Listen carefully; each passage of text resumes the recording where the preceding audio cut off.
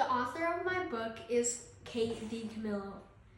The book I chose for my book report is The Miraculous Journey of Edward Tulane. It has 210 pages and it was copyrighted in 2006. My name is Chase Constantine and this book report is due on January 7th, 2025.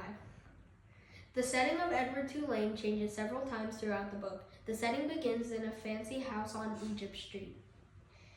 The setting quickly changes to a cruise ship called the Queen Mary that is set to sail to England, but Edward Tulane never makes it to the ship's final destination. In a scuffle on the ship's deck, Edward gets thrown overboard. The bottom of the ocean is the next important setting in the book. Edward spends a long time there feeling sad and lonely. After he loses almost all hope, a fisherman catches him and brings him ashore. The setting then changes to the home of the fisherman, Lawrence, and his wife, Nellie. The setting then changes again when Nellie's friend puts him in the trash and he ends up in a local stinky dump. After spending some time there, the setting changes yet again and he winds up traveling on railroad carts with hobos.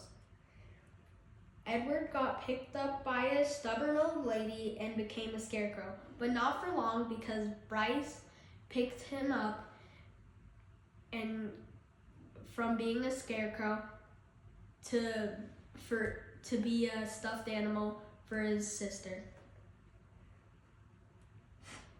In a humble shack where only a bed and a nightstand was in the corner. After a period of time there, performing on the streets to help Bryce make money, the setting changes for one last time to a doll maker's shop.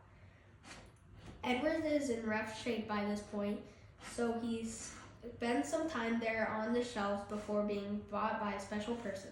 The setting plays a very important part in the story. Every new location plays an important role in Edward Tulane's journey, and along the way, he learns about life and love. The main characters' names: Edward Tulane, Abilene Tulane, Lawrence the fisherman, Nellie, Bull, the stubborn old lady, Bryce, Sarah Ruth, and Lucius Clark. The Miraculous Journey of Edward Tulane is a story about a porcelain rabbit's journey through many different owners and adventures. The book begins in a formal house on Egypt Street with Edward Tulane being the very loved and cared for by his owner, Abilene Tulane. After a couple years in the Tulane family, they decided to take a trip to England, and that's where everything went wrong. Two boys, Martian and Amos, were teasing Abilene by tossing Edward back and forth, which eventually led him to actually accidentally getting thrown into the ocean. After a long time sitting at the bottom of the ocean, a fisherman fished him out of the sea and gave him to his wife, Nellie. Nellie had a friend over, but the friend thought it was silly to have an old lady and a doll. So when she went to take out the trash, she stuffed Edward in the bag. A long time later, at the big smelly dump, a dog picked up Edward and started to walk a ways away from the dump. Eventually, they came to a stop in front of an old hobo named Bull. Bull took Edward and shared every meal and adventure with him. A long time later, a stubborn old lady came and picked him up to be a scarecrow, but not for long because Bryce had grabbed Edward to be a stuffed animal for his sister.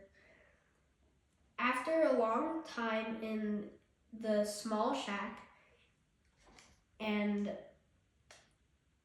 Sarah Ruth being very happy with Edward, Bryce took Edward to a professional doll maker named Lucius Clark. Bryce didn't have the money to pay for service, so he left Edward Tulane there to be fixed and sold at his shop. Edward had a very long time on the shelves, but eventually got sold to a special someone.